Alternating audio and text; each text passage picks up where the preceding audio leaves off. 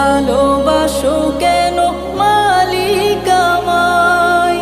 কি করে শুকুর তার করি আদায়?